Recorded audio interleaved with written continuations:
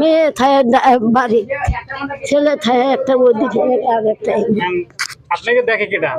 এই যে এই ফুলাই দেখে। এই পোলা? হ্যাঁ পোলা এই যে কি করে পোলা? খুব কষ্ট, মানে আমার 9 জন লোক খাই বর্তমানের জন্য, কোনো কাজ কাম নাই বেশি একটা, আমি খাই চলাইতেছি মারা নিয়ে। বড় ভাই দেখে না, ছোট ভাই দেখে না, তাই আমি কি করব?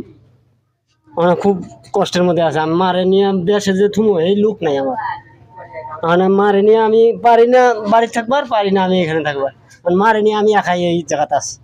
কথা, আমাদের সমাজে এরকম অনেক অসহায় মানুষ আছে যারা আমাদের আনাচে কানাচে আছে, যে আমরা চোখে দেখি না। এজন্য আমরা সকল যুবক এবং ভাইদেরকে মিলে একটা সংগঠন তৈরি করি, সংস্থা।